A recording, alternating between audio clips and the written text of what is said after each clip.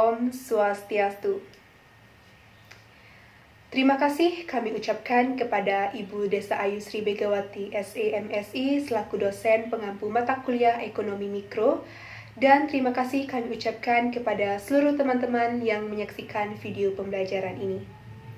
Di sini kami dari kelompok 1 akan mempresentasikan materi kami mengenai deskripsi, konsep, dan teori dasar ilmu ekonomi. Sebelum itu, izinkan kami untuk memperkenalkan diri.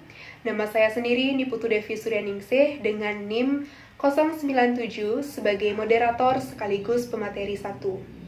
Di sini saya tentunya bersama rekan-rekan saya. Rekan saya yang pertama bernama Niputu Diah Artika Dewi dengan NIM 094 sebagai pemateri 2. Rekan saya yang kedua bernama Nikadek Purniawati dengan NIM 095 sebagai pemateri 3. Dan rekan saya yang ketiga bernama Niputu Diah Anjani dengan NIM 096 sebagai pemateri keempat. Baiklah, langsung saja kami akan memulai presentasi mengenai deskripsi, konsep, dan teori dasar ilmu ekonomi. Baiklah, selaku pemateri pertama, langsung saja saya akan mempresentasikan materi mengenai definisi ilmu ekonomi dan tujuan dari mempelajari ilmu ekonomi. Yang pertama, definisi dari ilmu ekonomi. Ilmu ekonomi merupakan suatu ilmu yang mengkaji tentang bagaimana upaya manusia untuk dapat memenuhi kebutuhannya, di mana yang kita ketahui bahwa kebutuhan manusia itu jumlahnya tidak terbatas, sedangkan alat pemuas dari kebutuhan tersebut jumlahnya terbatas. Nah, itulah pengertian dari definisi ilmu ekonomi. Kemudian selanjutnya yaitu tujuan dari mempelajari ilmu ekonomi. Yang pertama, mencari tahu benang merah antara peristiwa yang terjadi dengan perekonomian. Maksudnya yaitu kita mempelajari ilmu ekonomi untuk mencari tahu tentang pengertian dan hubungan peristiwa-peristiwa yang terjadi dalam proses perekonomian. Dengan ilmu ekonomi ini, maka kita bisa mencari tahu tentang apa hubungan antara kejadian atau peristiwa-peristiwa perekonomian yang ada, baik lokal maupun nasional. Nah, kemudian yang kedua, yaitu memanfaatkan ilmu ekonomi sebagai landasan dalam pengambilan keputusan, di mana ilmu ekonomi ini digunakan untuk landasan pengambilan keputusan, terutama masalah yang berkaitan dengan ekonomi, baik lokal maupun nasional. Nah, kemudian tujuan yang ketiga yaitu menciptakan kondisi yang kondusif dan baik untuk memajukan perekonomian, di mana mempelajari ilmu ekonomi juga bertujuan untuk menciptakan kondisi yang kondusif demi kemajuan perekonomian dalam masyarakat. Nah, dengan mempelajari ilmu ekonomi ini, pastinya semua pelaku ekonomi mampu bersinergi dan bekerja sama dalam upaya menciptakan sebuah kondisi yang baik dan kondusif.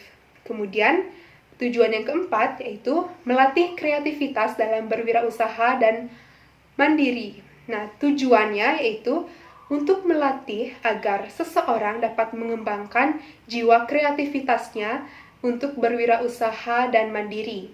Makanya ilmu ekonomi ini sangat disarankan untuk orang-orang yang ingin menjalankan usaha. Pasalnya ilmu ekonomi ini pastinya sangat dibutuhkan oleh orang-orang yang ingin berwirausaha. Nah, sekian yang dapat saya sampaikan. Selanjutnya akan dilanjutkan oleh pemateri 2 kepada Diah Artika selaku pemateri 2. Saya persilahkan. Baik, terima kasih kepada moderator. Perkenalkan, nama saya Niputu Diah Artika Dewi, nomor absen 1. Di sini saya akan menjelaskan mengenai materi berikutnya, yaitu ruang lingkup dalam ilmu ekonomi. Terdapat 2 ruang lingkup dalam ilmu ekonomi, yaitu yang pertama ada ekonomi mikro dan ekonomi makro. Ekonomi mikro atau sering disebut dengan teori harga merupakan ilmu ekonomi yang mempelajari bagian kecil atau aspek individual dari suatu kegiatan perekonomian. Sebutan untuk ekonomi mikro adalah sebagai teori harga. Hal ini disebabkan karena inti dari ekonomi mikro adalah penentuan dari suatu harga. Yang kedua yaitu ekonomi makro, sering disebut dengan teori pendapatan nasional, merupakan ilmu ekonomi yang mempelajari keseluruhan perilaku ekonomi yang berkaitan dengan penggunaan faktor produksi yang tersedia secara efisien demi mencapai kemakmuran masyarakat yang maksimal. Nah, berikutnya adapun sifat-sifat dalam teori ekonomi. Ada 4, yaitu yang pertama, adapun variabel-variabel dalam teori ekonomi merupakan elemen yang dapat merubah dan memiliki dampak pada hasil atau output. Variabel-variabel dapat berupa harga, kuantitas, pendapatan, dan faktor-faktor lainnya. Berikutnya yang kedua ada asumsi. Asumsi juga merupakan elemen penting dalam sifat teori ekonomi, karena asumsi dalam teori ekonomi adalah persyaratan atau kondisi yang diasumsikan benar dalam sebuah model ekonomi. Asumsi ini dapat berupa perilaku konsumen, perilaku produsen. Yang ketiga yaitu ada hipotesis. Hipotesis juga merupakan elemen penting dalam sifat teori ekonomi, karena hipotesis dalam teori ekonomi adalah pernyataan yang diduga benar dan kemudian diuji secara empiris untuk membuktikan atau menolaknya. Yang keempat yaitu membuat ramalan atau prediksi juga merupakan elemen penting dalam sifat teori ekonomi. Dalam teori ekonomi ini, ramalan dibuat dengan menggunakan data historis dan model ekonomi yang dibuat yang sudah ada dan kemudian digunakan untuk memprediksi bagaimana perekonomian akan berjalan di masa depan. Baik, sekian penjelasan saya mengenai ruang lingkup dalam ilmu ekonomi dan sifat-sifat dari ilmu ekonomi. Terima kasih pemateri 2 atas pemaparan materinya. Selanjutnya akan dilanjutkan oleh pemateri ketiga. Kepada Purniawati selaku pemateri ketiga, saya persilahkan. Terima kasih kepada moderator atas waktu dan tempat yang telah diberikan. Di sini saya bakal menjelaskan prinsip-prinsip ilmu ekonomi. Yang pertama ada prinsip ekonomi konsumen. Prinsip ekonomi konsumen adalah pihak atau orang yang menggunakan jasa atau produk dengan tujuan kebutuhannya.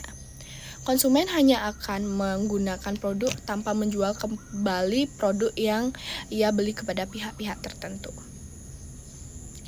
Peranan konsumen sendiri sangat penting. Tanpa adanya konsumen, semua rantai pasokan tidak akan berjalan, karena itu konsumen merupakan kunci dari berlangsungnya suatu produk. Konsumen juga berperan penting dalam menciptakan peningkatan pendapatan nasional suatu negara.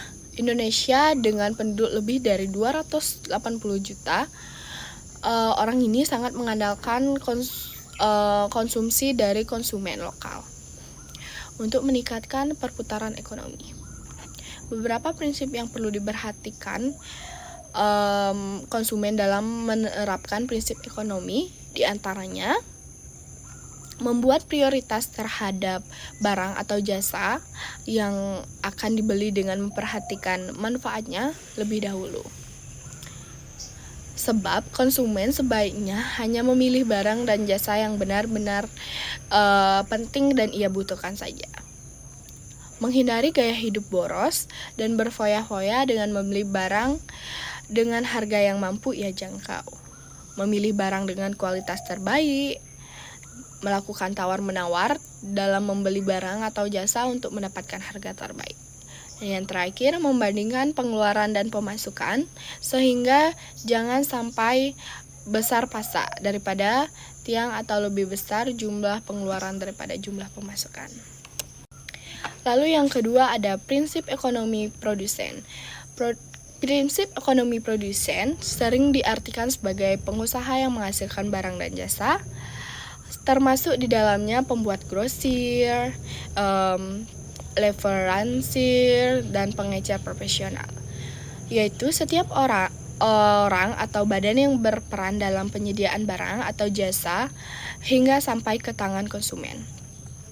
Proses produksi yang dilakukan oleh produsen sendiri bertujuan untuk menambah nilai guna barang atau penciptaan suatu benda baru yang berguna untuk membantu memenuhi kebutuhan hidup orang banyak. Contoh prinsip ekonomi bagi produsen sendiri diantaranya memproduksi barang yang banyak dicari dan dibutuhkan oleh masyarakat, menyesuaikan jumlah produksi dengan jumlah permintaan, mencari bahan baku dengan kualitas terbaik namun dengan harga yang masih terjangkau, memiliki karyawan atau sumber daya manusia yang ahli, terampil, dan disiplin, menentukan tempat pembuatan barang atau jasa yang dekat sumber bahan baku dan juga dengan tempat pemasaran, menggunakan alat teknologi yang tepat guna supaya lebih efisien atau hemat, serta ramah lingkungan. Nah, yang terakhir ada prinsip ekonomi distributor. Distributor adalah orang atau kelompok yang menyalurkan sebuah produk ke konsumen akhir.